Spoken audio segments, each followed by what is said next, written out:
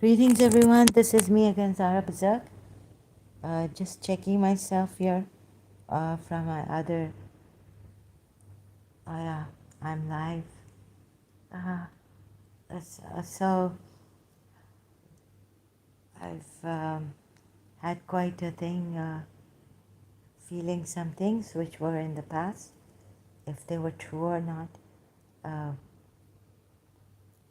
whether Hakim Sayyid did what, what I'm told, what Devi has told me and revealed to me.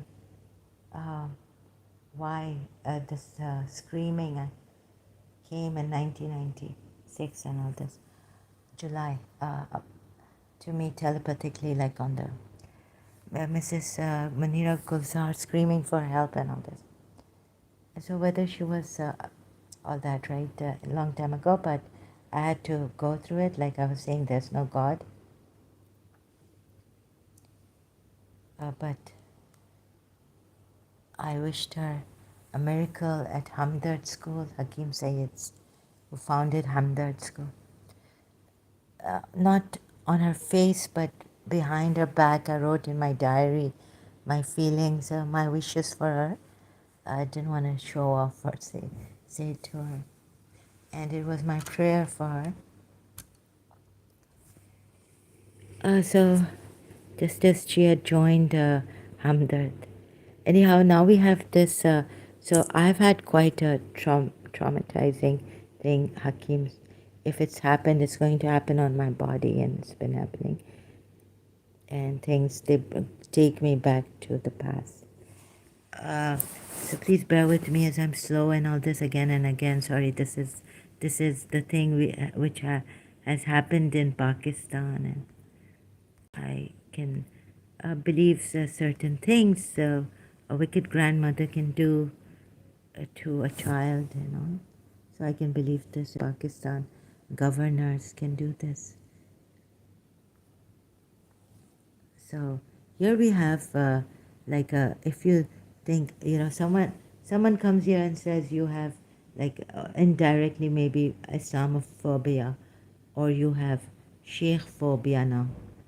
So I have a reason for that, right? Strict laws and all this, and we can't say anything. So there's a basis for that. If we have that, let's see if the basis is unfounded or true, especially about Islam now.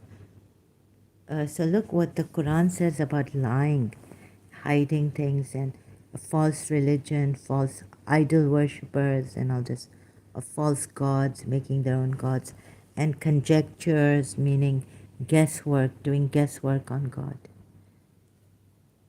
So here we have an article I found, the official website of Ayatollah Hussein Ansarian. I don't know who he is, but sorry, don't mean any copyrights infringement. Quran verses denounce lying.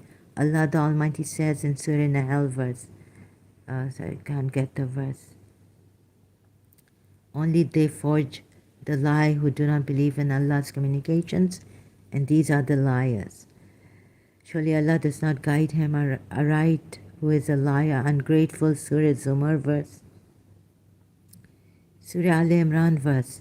And pray for the curse of Allah on the liars. So believers are supposed to pray for the curse of Allah on the liars. And if we find out that you yourself, your prophet, the one you're following, has been lying, then shouldn't you be sending the curse on this messenger? So if we prove this religion to be false, right, which I have time and again, and then there are some Shias also who say that, who have many objections to apostates and their ex-Shias against ex-Shias.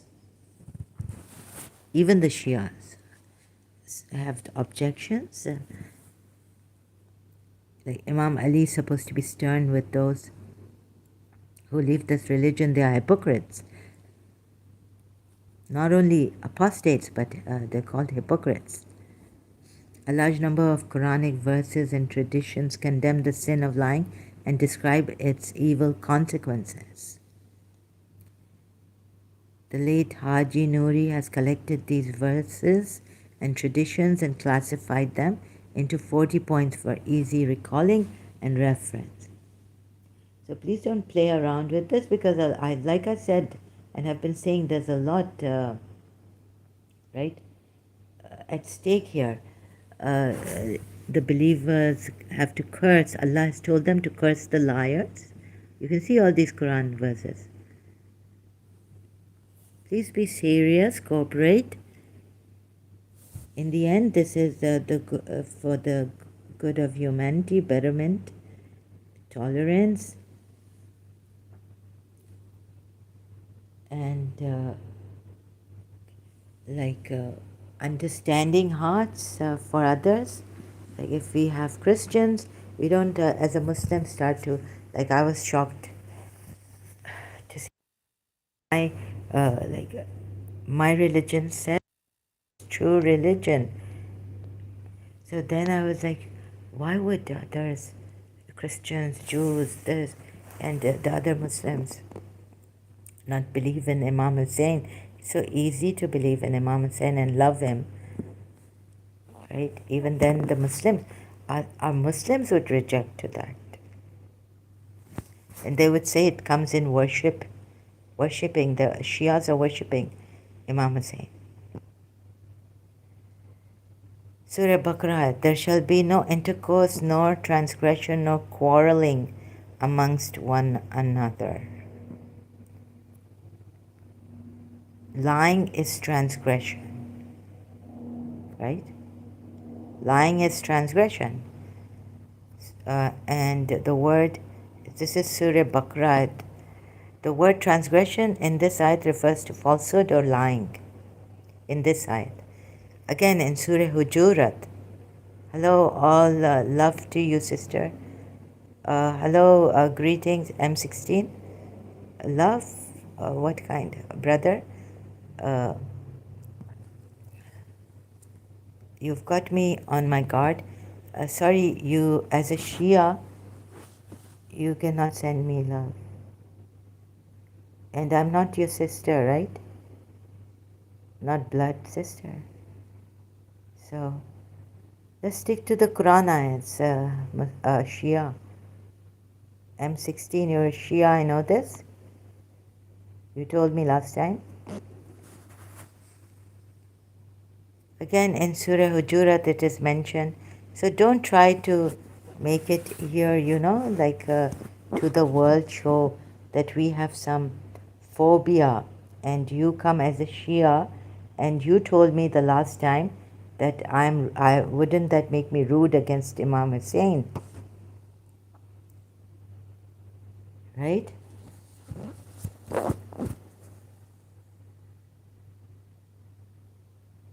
To do this against him and his religion. Oh, you believe if an evildoer comes to you with a report, look carefully into it, lest you harm a people in ignorance. Then be sorry for what you have done. Surah Hujurat ayat. This ayat was revealed for Walid, who is mentioned as an evildoer, i.e. a liar. Meaning of the term false words. Along with the prohibition of worshipping idols, it is ordered by Allah to abstain from falsehood. Therefore, avoid the uncleanness of idols and avoid false words. Surah Hajj ayat. In this verse, false words mean lying, and idol worshipping means uncleanness and lying. The liar is not a believer.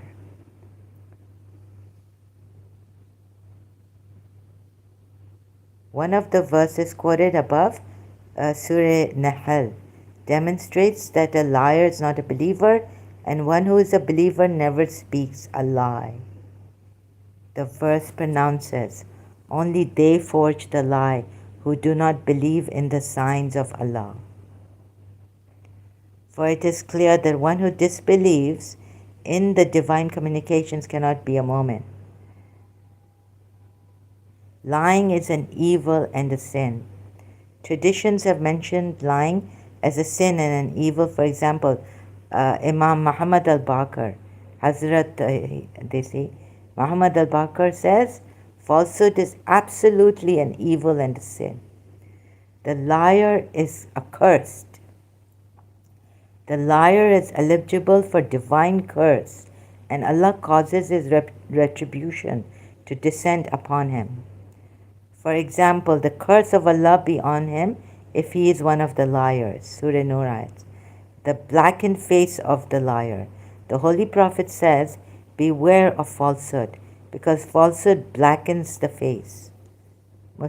Mustadrakul Wasail.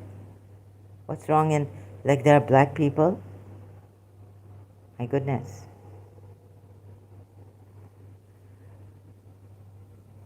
This is discrimination against the black people.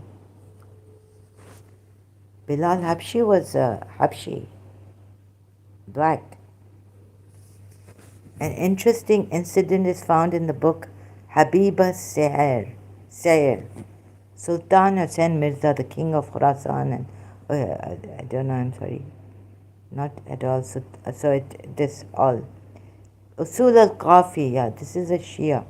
Imam Muhammad al-Baqir says, certainly Allah has created the lock for every evil, and the key to all these locks is drinking wine, but lying is worse than drinking wine.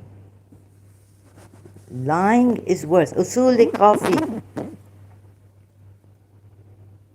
So what if I prove to you these imams are lying? Liars. Then you take all these verses and apply them to your Shia imams, all Muslim imams, Prophet Muhammad, and all, right? Because we want, let's see if we can find justice, tolerance. This is very strict religion. Lying is disbelief. Lying destroys faith. Let's go to, I would be anxious. I would say, let's save the Christians. Let's do dawah. If I have a Hindu friend, what will happen to me? That poor Hindu friend. I'll be so concerned. I would think, no, I'm not a true friend. Because I have to tell this Hindu friend that, look, why I have to question her. Why do you believe in idol worshipping? I want to save you in this life and the hereafter. I want to give you the best prayer as a true friend. The vice of lying questions the character of the liar. Questions the character of the liar, right? The tradition of Prophet says the least forbearing is the one who is a liar. Mustadrakul Wasail. The traditions from Masumin inform us that all the evils are locked in a room. Yes. What if I turn around and say, you are the ones, and I prove it? The key to the room is lying. The Masumin traditions inform us that all the evils are locked in a room, and the key to that room is lying. Lying is a sin and a transgression.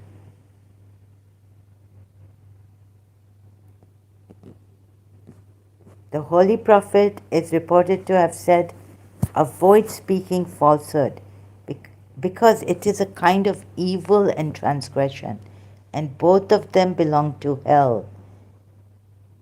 They make one eligible for hell. Mustadrakul Wasail.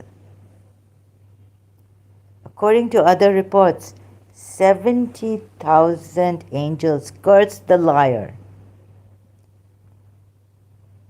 Lying is a sign of a hypocrite.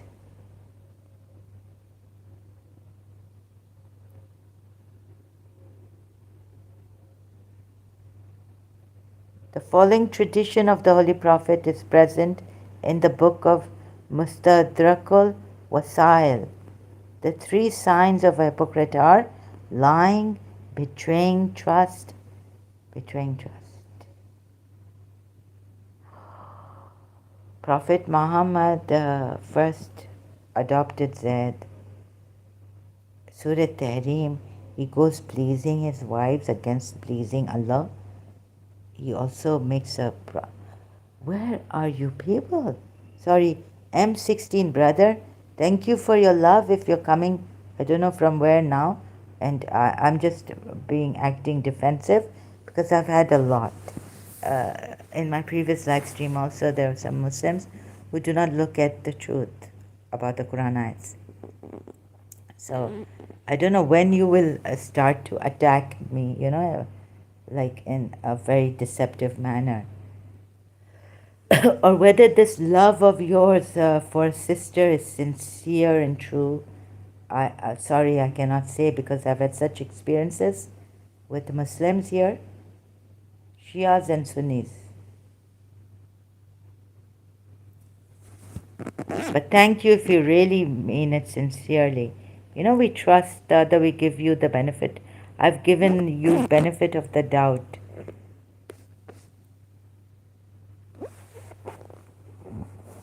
So let's see whether you will. So a little bit, yeah, I'm defending myself, right?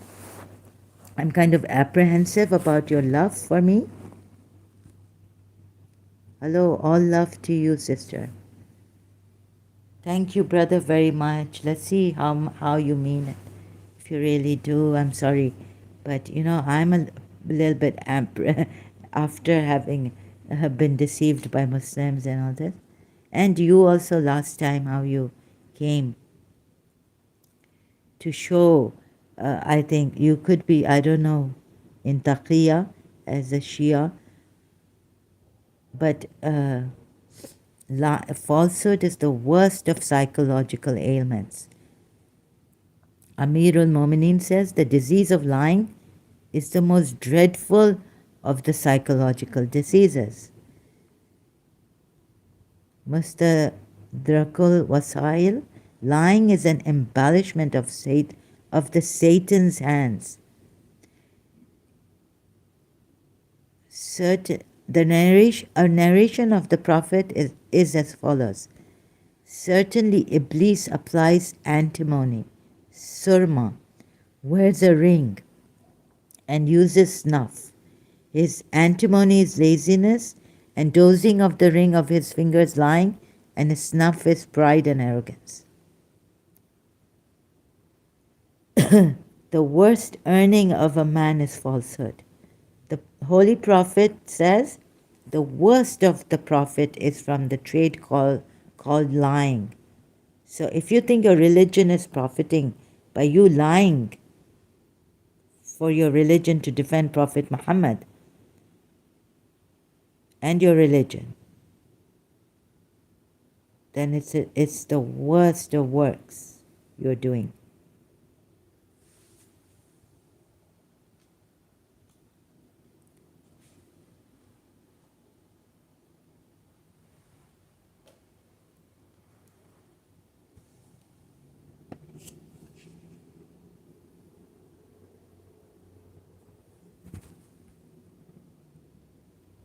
And so if you are not, since I think M16 is a Shia,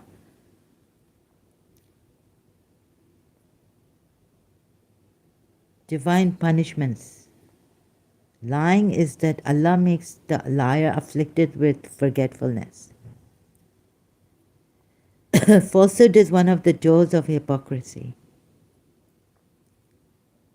So there's a curse, what else is there? So much on lying. You see this? Liars and lying. Oh, there comes another Quran verse, Surah Jummah. And Allah does not guide the unjust people. Politeness and civility are removed from the one who lies. Hazrat Isa ibn Maryam is reported to have said, Civility abandons the one who is a frequent liar. Al-Kafi. Falsehood is most outrageous kind of evil and an abomination. We have proved falsehood to be a greater sin. Lying is poles apart from belief. If you're lying, that you can't be a believer.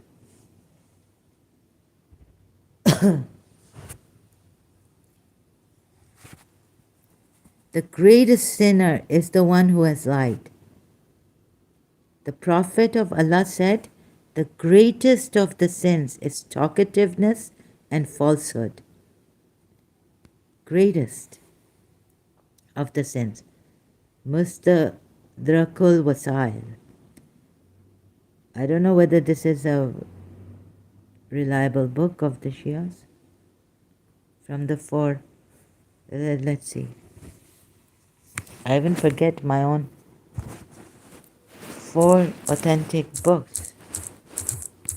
And already someone has called me a misleader who has lied that they are not Shias. That I'm not a Shia. I wasn't a Shia. Sorry, not that I am not a Shia, but that I wasn't a Shia.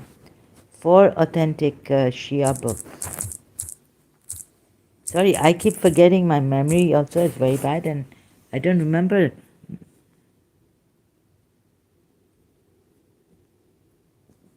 Al-Kafi, Al-Faqi, Al-Tahdib, and Al-Istibsar. See, I can't even pronounce it. Istibsar, right? Even though I was a Shia, I never heard of this. 12 Shia, Al-Istibsar. So, are you going to blame me for lying and misleading people, that telling them that I was a Shia, now I'm an ex-Shia? That is what's happened here.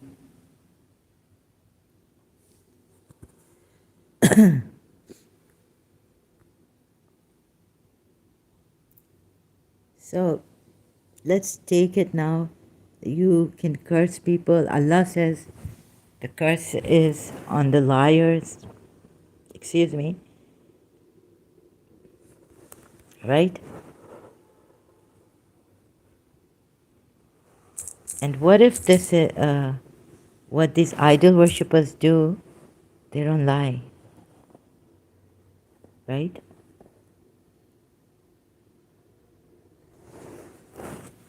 Or let's say it's very difficult to prove that you can worship idols.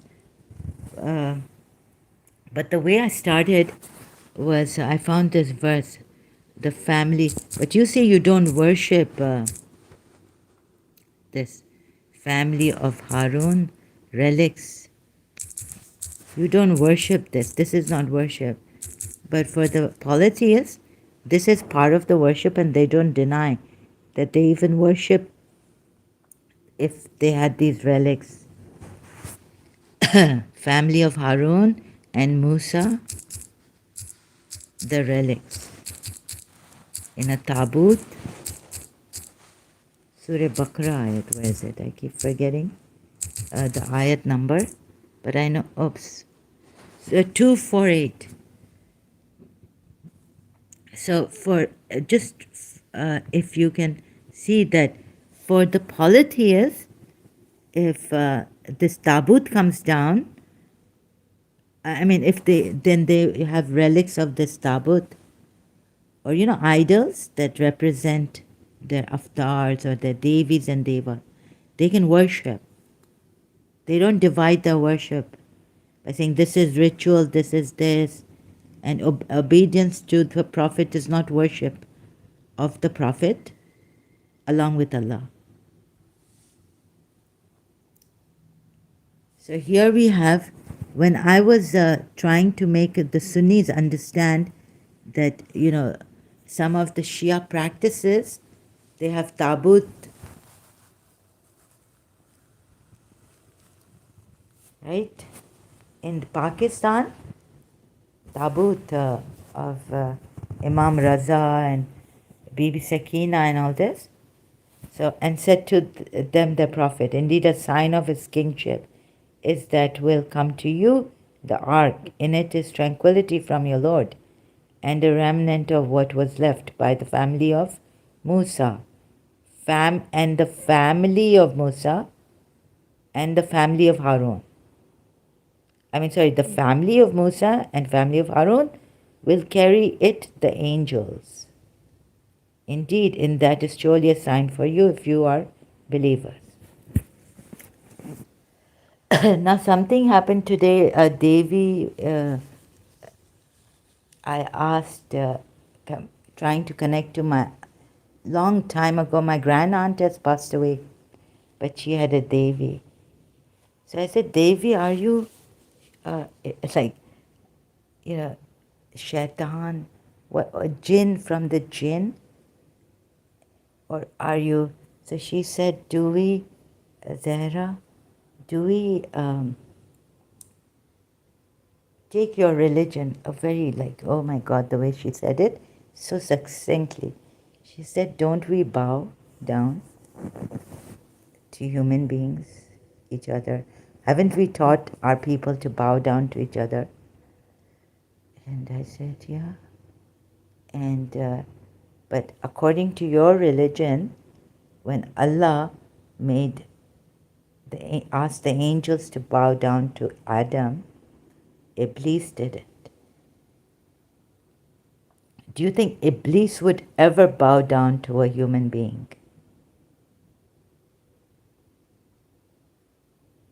And no, Adam, the first. So I said, yeah, Devi, then you can't be Iblis. You see? Then are you an element? Or so she didn't answer me, through me. And, so at least I know that she's not jinn, who God commanded to bow to the Adam. God commanded the angels to bow to Adam. Iblis turned out to be of the jinni. He's made of fire. So, Devis and Devas, what are you, angels? Or hierarchy? You know, the hierarchy in angels are to get to God.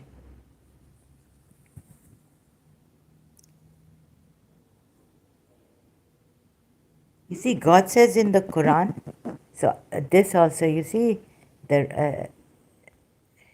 you would say, no, we don't worship this. We don't worship the angels. We don't worship the tabut that brought this is signs of Allah, right? We don't worship the signs of Allah. We worship Allah.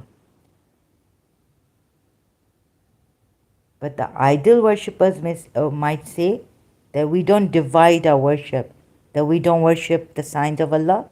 Like Abraham said, the sun sets, or the creation of Allah, or the sign of Allah, the manifestation of Allah, you don't worship, but you worship Allah.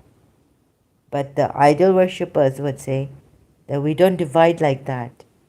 For us, this is the whole, like, we don't divide the way you people divide.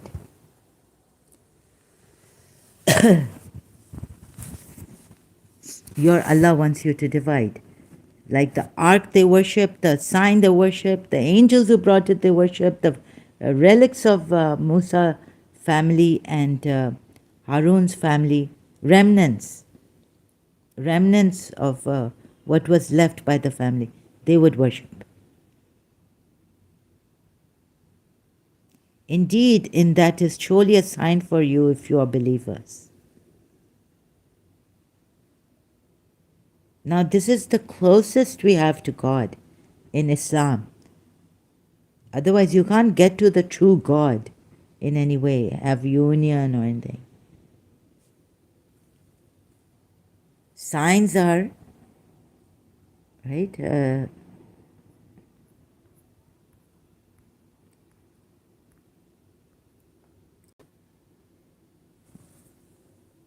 Ayatan, huh?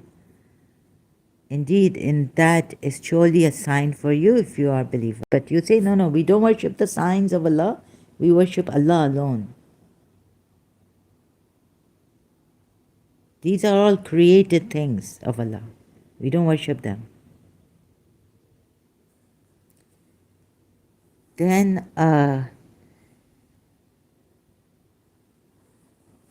so, right, then we have something else. Let's see what we have, where I should go. So first of all, please see that the curse of Allah is on the liars, and Allah alone do I worship, Allah alone do I implore for help.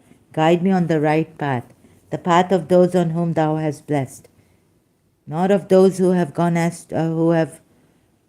astray and what is it, Surah Fatiha. Even that I'm forgetting now in English. Um, Surah Fatiha.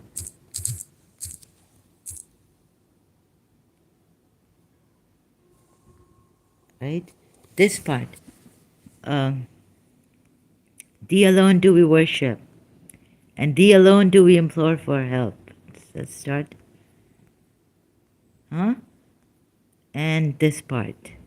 The path of those upon whom you have bestowed favor, not of those who have earned your anger or of those who are astray.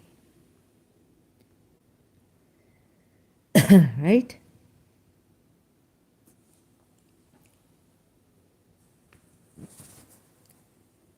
Why have they earned God's anger and who have gone astray? Earned the God's wrath and gone astray. Because you say they lie. They do not follow the straight path. They worship others than God, or some things along with God, and they call on other than God. Thee do we worship, and thine aid do we seek. Right? Fifth ayat. إياك نعبد وإياك نستعين. Guide us to the straight path, the path of those upon whom you have bestowed. So, these liars, these idol worshippers are leading you to go astray and incur the wrath of Allah on you, as they have it on them.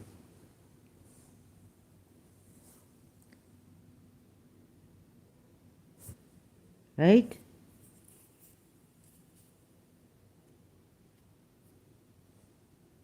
So now, what I was trying to say was that isn't it unfair that you show how great Islam is, right? How peaceful it is, tolerant. So I was wondering, couldn't there be another way, like God could say, no, no, you can worship me in any way, it depends on your intention, and you're not misleading the people. You're not misleading anyone. I've opened paths for you, ways for you, different ways for you to worship me. My haq, this truth, you can come through me, you can come to me through this way or through that way, through narguna, through worship of formless God, through worship of idols, right? Through loving someone. If you sincerely love someone, it's as if you're worshipping me. Right? So, and misguidance, false imams, false prophets, and all this, I can, like, the effect of this will not come on you because you are protected. Remember this. You are protected. If you have true intentions, I've protected you from that. Not something like I've protected you from the false, the oaths you take in Surah Tahrim it says, but that I've protected you from false prophets. If your intention, you want to come to me sincerely, then just the thought, I will come 100, I will take 100 steps towards you. Shouldn't religion be like that?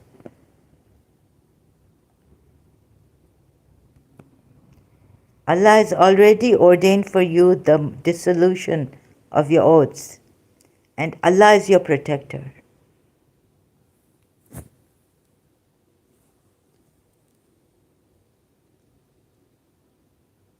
And He is the knowing, the wise, right? Allah is your protector. So we say that because of hypocrites and all this, they wanted to harm Islam and the Prophet and spoil his reputation and all this. What we do is, whatever they do, we say we protect you from it, we protect you from it. But the best way was, I think, to remove all this and say, look, worship me anyway, it's your intention. I will show you the true path. I will guide you. In your heart, just know, if you worship me sincerely, through heart, body and soul, mind, I will protect you from all false prophets, false gurus, false masters, and all this. False imams, false leaders.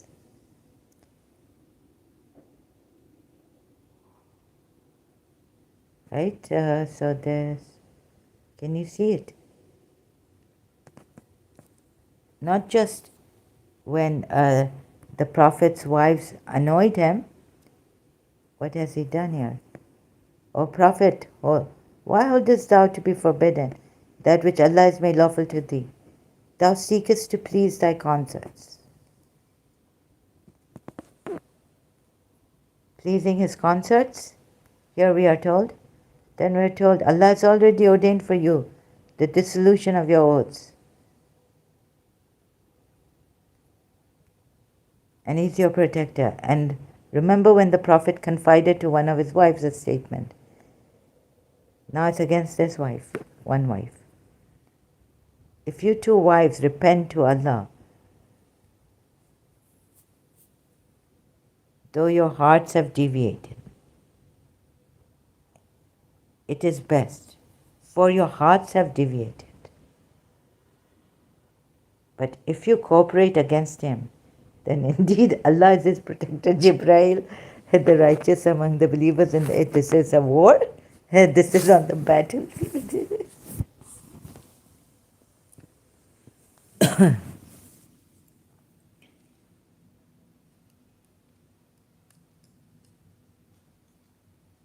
So this.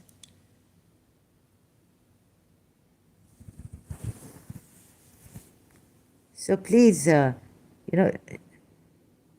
care for humanity, care for the shocks you are giving as Christian monotheistic religion. Don't lie, don't lie. Jesus is your savior.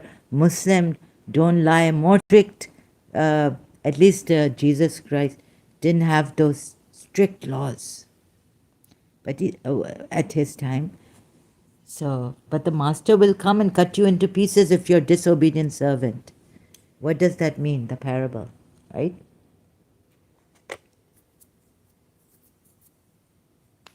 By Jesus. So, and then Jews having problems also. Now we want to save the entire, and also, sorry, I jumped. The thing is that if one of the monotheistic religious people are lying, it comes as a shock.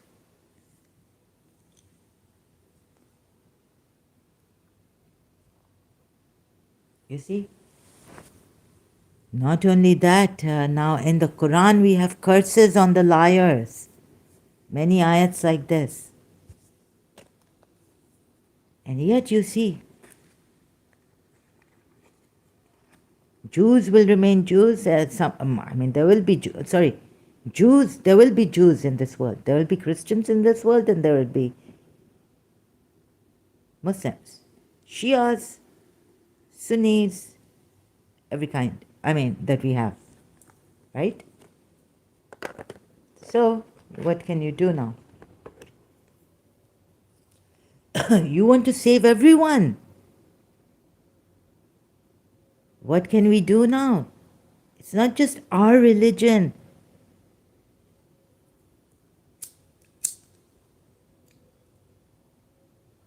The Hindus, every way of worship.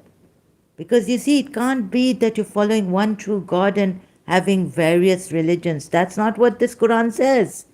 For you to, then the Quran had to, then in our Shia religion, we have this Eid Mubaila. Why? Save these Muslim Christians. Because now they have to pay the jizya. Otherwise, there's a curse on the liars. Shia account, event of Mubaila. You see, they went to the Najrans. Initial effort was to invite the Najrani Christians to Islam and the acknowledgement of Muhammad as a prophet. Now, it's great curse on you. So, we were told Prophet Muhammad put jizya tax on them, not only to help them because they can't, all this in the military, they can't join the Muslim army because when they're on Muslim land. But I thought it would be best for them because to show them, discourage that lying, we cannot take lying.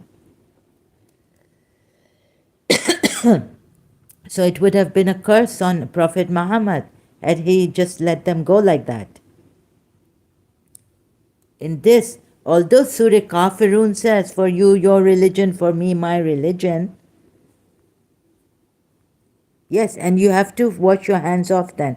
After having a good, it's on him, burden of proof is on him. Prophet Muhammad, when he was alive, he invited the Christian Najrans.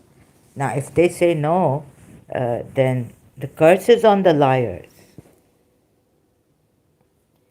This is what Prophet Muhammad asked them to do, put a curse on the liars, to discourage this thing. The Christian belief. You see?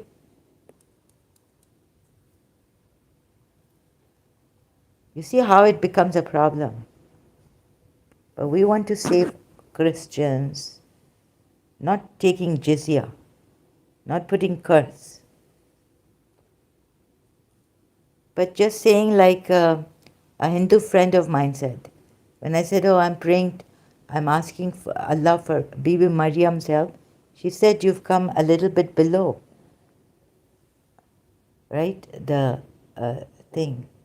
Below meaning, and she said it in a very she wasn't taunting or anything, but she said you've just come a little bit below, down the ladder of, how shall I say it? How did she say it?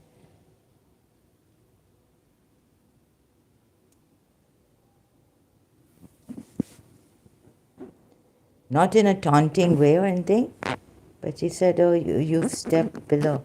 But then she herself told me, call Archangel Michael, right? And she's a Hindu in London.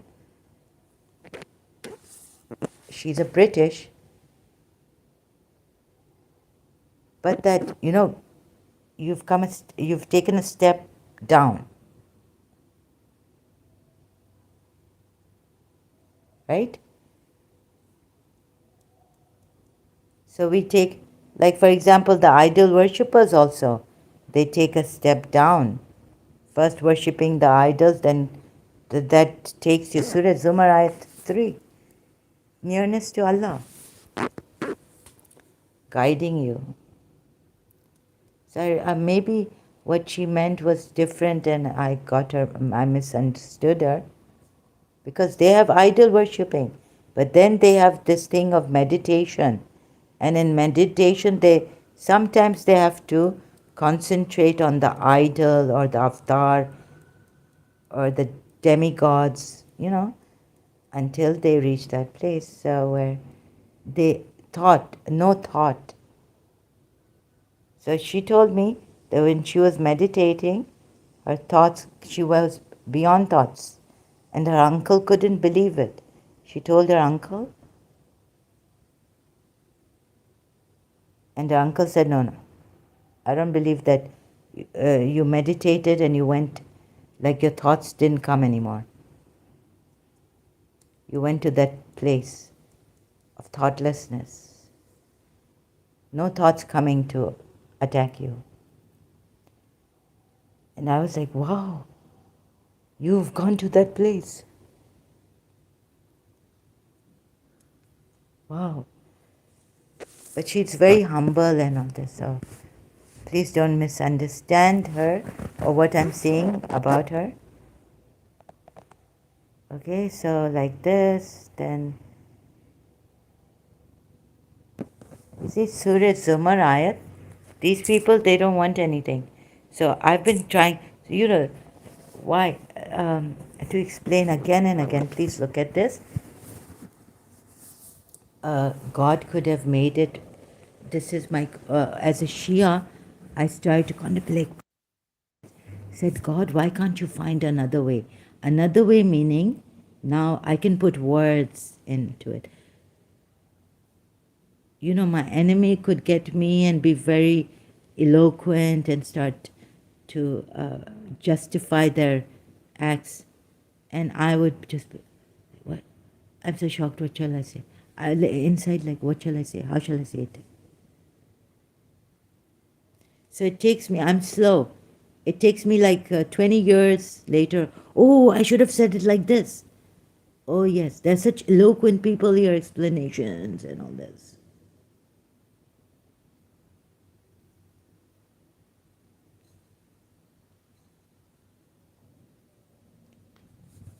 Like my principle, like about Hakim Sayyid, when he was alive. If she had told me, she would, oh God, not her, right? Because she may have been threatened. For example, let's say she's threatened, there is the governor, and what if he was raping her?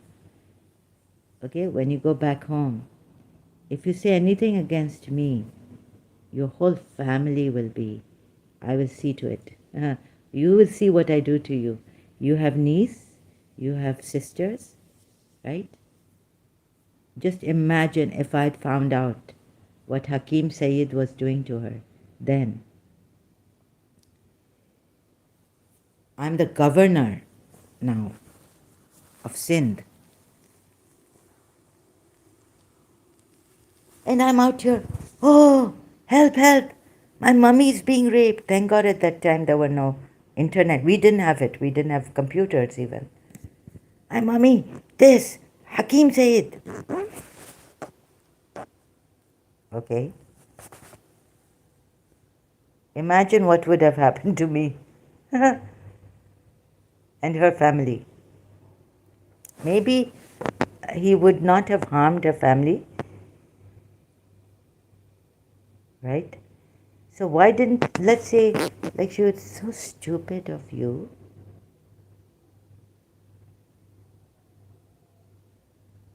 Mommy, why don't you go to the police? Police? In Karachi, Sindh.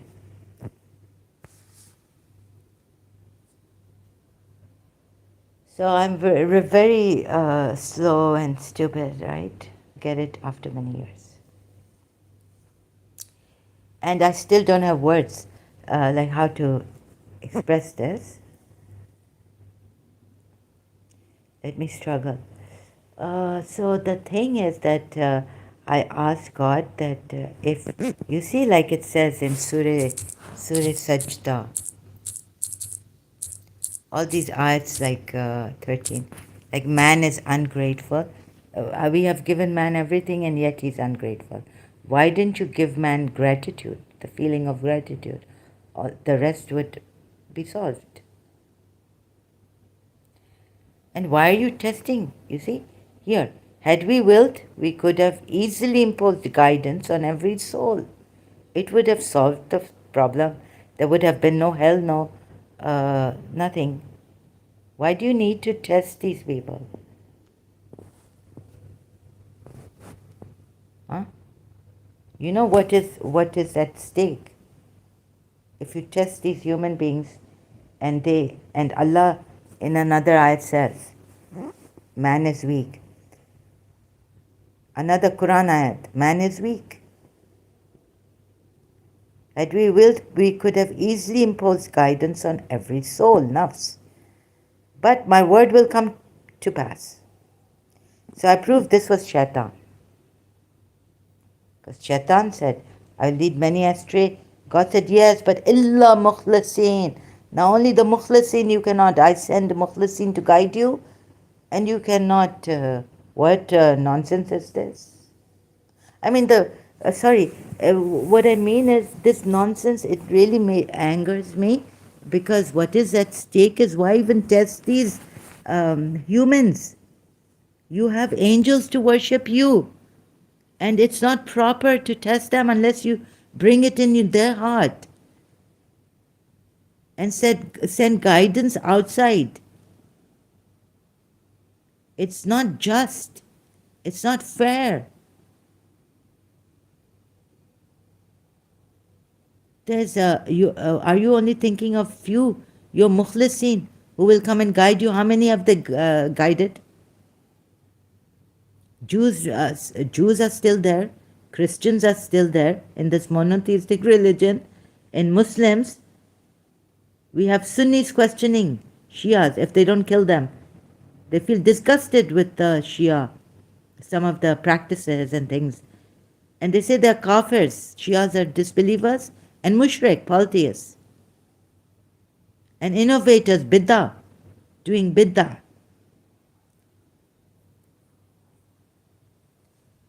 Yani bid'ah is a sin. Great sin in Islam. Very, very severe. You see?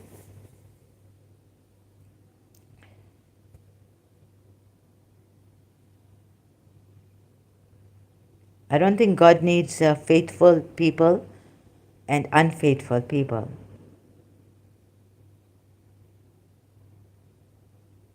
You know why? He's so needless. Imam Hussain said, if you take this saying of Imam Hussain, oh God, you are so needless, how then can I give you anything? Oh God, he doesn't need. Oh God, you are so. And then, why would he need this? That hell be filled with them. Oh God, you are so needless. How then can we give you anything?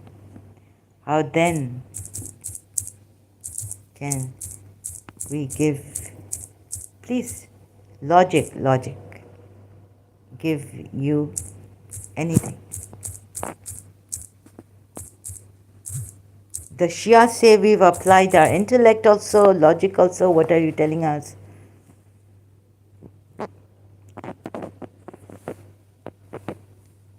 Oh, sorry, it's not a Quran ayat. It's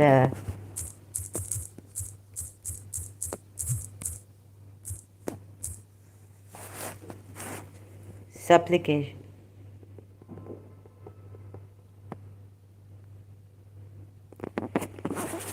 Oh. Imam Hussein's prayer at at Arafah, not Atafa, Arafah. Sorry, I have to. There was a saying of Imam Hussein, "Oh God, you are so needless. How then can we benefit you? You cannot benefit yourself. You do not benefit yourself." I can't find it here, sorry. So this, let's see, what time is it? Okay. Right? You see, God has not given us a good reason that if men turn out to be unfaithful, hypocrites and disbelievers, that they should be in hell forever or for a long time. Because through the Quran ayats, right, you can see Surah Sajda ayat 13. We need to save people.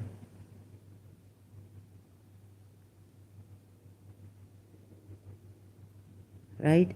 Whether it comes from Shivites or the Hindus have their religion and the God and everything.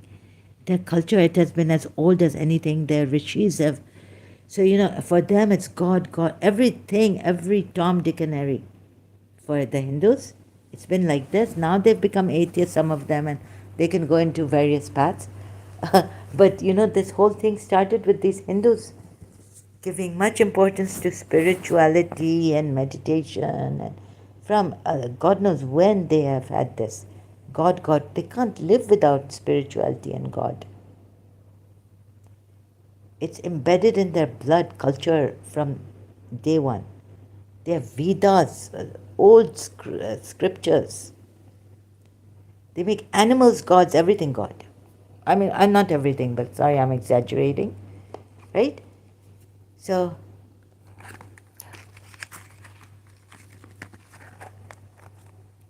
this is the God,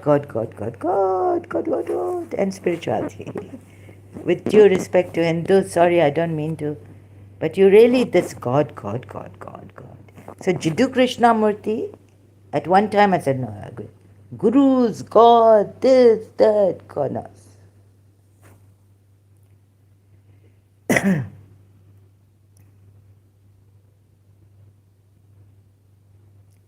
So now, we could have easily imposed. Although really nothingness would have been better. I went to the Hindus and they have nothingness. Shiva came to them. Oh, I was like, oh, I love nothingness. Shiva, why did you create this world? Oh, this is all Parvati. Parvati. This is all Parvati. Oh, this is Parvati. And we go to Shiva because I want to go to nothingness. Then Surah Sajda 13, then we have another one. So you see, the questioning was that what? I got my answer, but not according to the Quran. I'm against this Quran answer. Had we willed, we would have guided. Yes, you should have willed to guide, given guidance to each soul. So that there's no way any false messenger, if what would be your sign? That the messenger would come and lead to your heart, not his heart. The Quran came on his heart by the trusted spirit, but your heart, your soul, also as the same. And if I can show you, you can bear witness. And how you bear witness to what is the hakikat.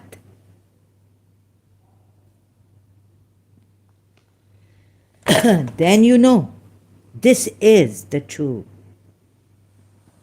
There's no way you can be misguided. And once you know, I can tell you it's your choice now. Like Muji Baba did. You can go out, pick up your stuff, your mother, your husband, your children, your world, your materials, your house, your car, your job. Now it's your choice. But maybe then you might need to come back again to learn a lesson here and reach that highest form of yours that is yours.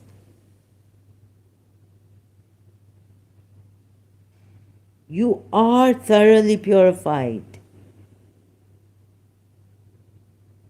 Not in that Quran ayat only for the Ahlul Bayt. Like that, right? Saving people.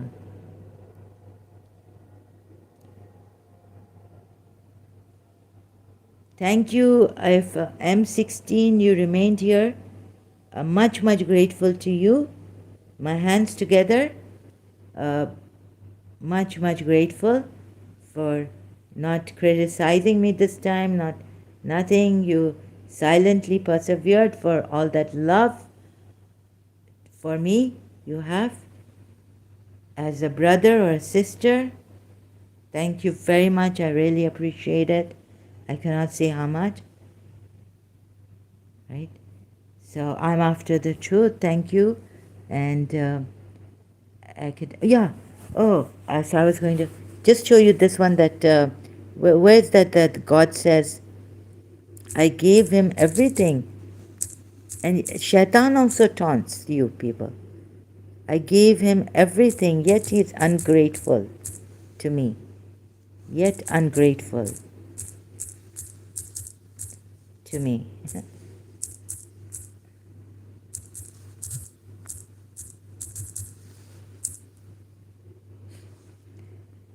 So I can see now Shias also, with the Christians. They don't care for humanity or anything. You know, ask Dr. Khalil Andani, right? How many Shias in Iran on apostasy, on if hijab is not worn properly, what happens to them? He's only worried about showing his Ismaili Islam to be so great that he doesn't even mention it in one of his live streams with Dr. David Wood.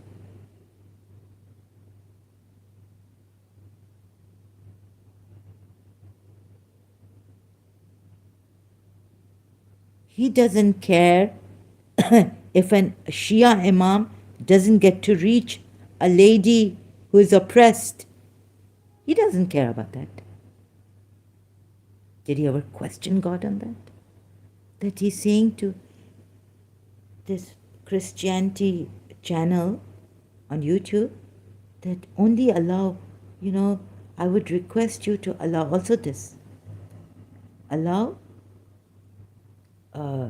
qualified people who are qualified scholars. I'm the unqualified. This also, like not giving a voice to. So, good. Mubarak ho aapko, wo channel or aap, or, I'm the one who was like Dr. David Wood long time ago. I wish Dr. Khalil Andani, I wish Dr. David Wood would have a, and this is what I get now, This is what I get. Can you believe this? Like from Dr. Khalil Andani.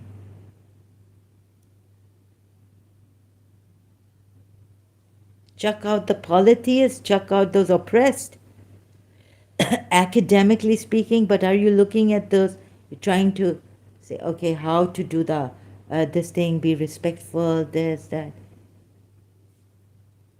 Unqualified as I am.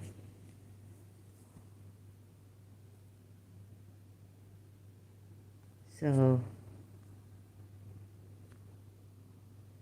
let's save lives. Although I've been attacked by satanic things and all this, and my behavior changes, but I cannot blame it on polytheism. I was a Shia.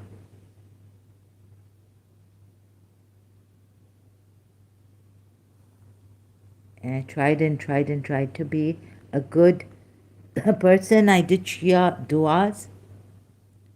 But I don't know which way you would be looking at me and questioning me. I'm not calculating or anything. I don't give calculating replies, you must have seen here.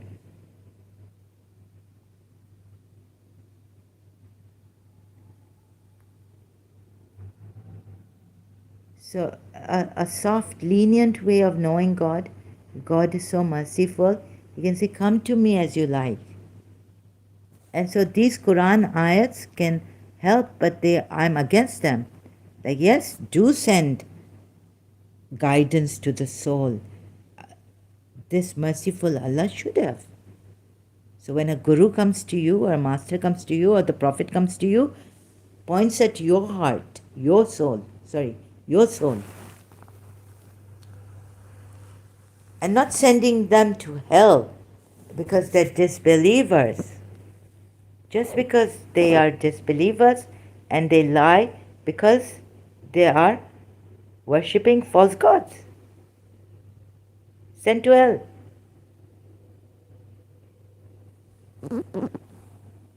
And remember when your Lord proclaimed, if you are grateful, I will certainly give you more. But if you are ungrateful, surely my punishment is severe. He said, for leaving me, you would say, oh, these people, the punishment is severe because these ungrateful people, they are. I gave him everything. Allah gave him everything. Okay, you have your reasons.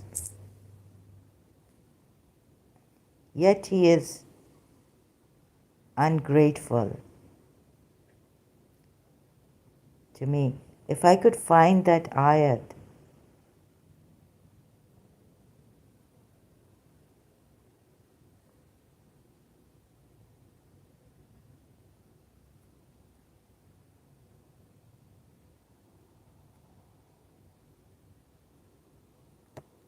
So if you are good, Allah will give you more. If you are grateful, Surah Ibrahim ayat 7. Recently, okay, I can't find this ayat. If you are ungrateful, then Shaitan also says, right, that you will find most men ungrateful. Most. It's a majority going to hell. And it's the Prophet's duty now to save you from going to hell. Because remember, your abode will be hell. So this also, you have to be careful. Then if you're ungrateful, God will give you more. Right? No, sorry, if you're grateful, God will give you more. From heaven, hereafter, Himself, God will give you more. Angels will descend on you. Surah Fussilat ayat is there. If you say, Allah is my Lord and be steadfast, the angels descend on them, saying, we are your friends in this life and in the hereafter. You will get whatever you wish for. All your desires. But not like this, right? In Surah Azab we are told, the properties.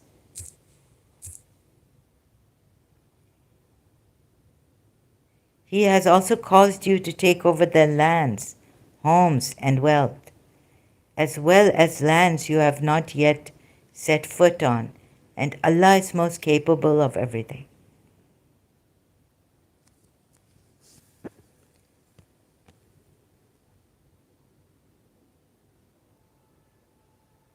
So last night in the live stream I was saying, you say Makkan polytheists expelled the Prophet, tortured the Muslims, expelled them, confiscated the properties. The houses were there. They were now refugees. They sought asylum in Yathrib. So now why are you going to do this to the Yathrib Jews? You say they broke the treaty, they assassinated, but you've made them break the houses. You see, what is the punishment? Do not punish them more than they have punished you, right? What is the law in the Quran? Do not punish them, or just the same punish. Give them, if they have harmed you, punish them to the extent, punish them to the, punish them to the extent that they have harmed you. Punish them to the extent they have harmed you.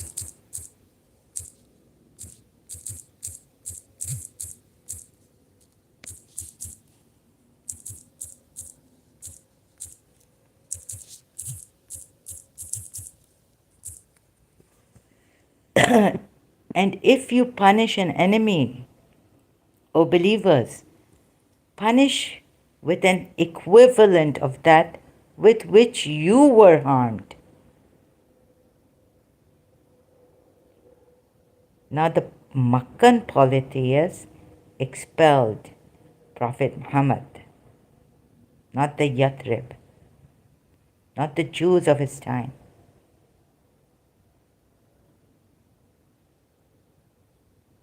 Confiscated properties, they had to leave their properties behind. They weren't given back or given their properties. They had to run from their homes, we are told.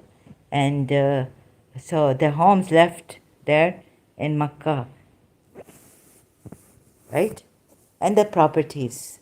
Some, they couldn't take all, or what? Prophet Muhammad had to flee to, from all this, to Yathrib from Makkah. Now it's Medina. So, Surah Hashar ayat, if punish them, and now Surah Azab ayat 27 caused you to take over their lands, homes, and wealth.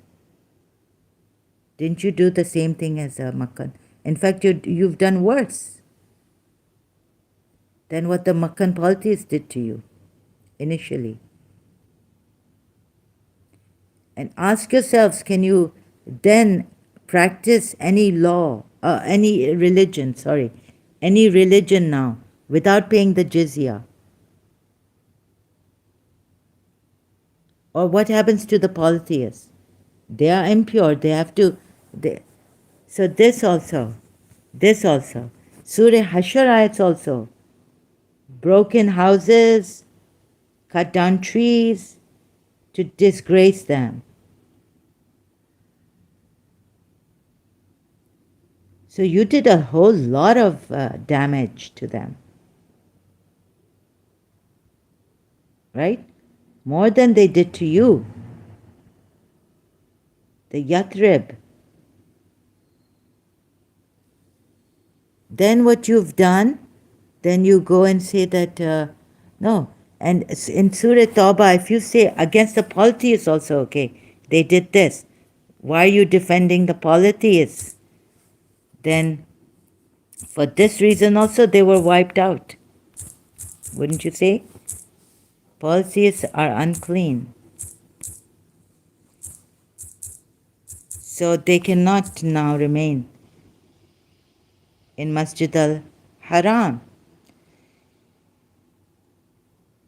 Right? Whether you have Ismaili Imam now who has changed things, but at that time you can't deny this. Imam Ali was there. 12 Shias can't deny it, neither can the Ismailis deny this. O you who have believed, indeed the polytheists are unclean. Now, those polytheists also have not broken a treaty with you. It's mentioned in earlier ayat of Surah Tawbah. This is Surah Tawbah ayat 28. What are you told to do about these unclean polytheists? Just concentrate on this. This is what it is about. Unclean polytheists.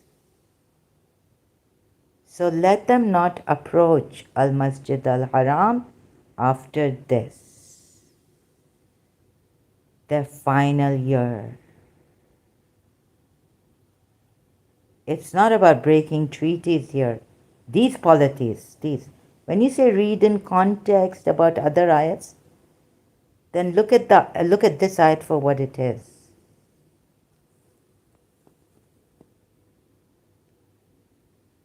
He won't allow the polytheists. He can't take it. They're unclean. They're supposed to leave.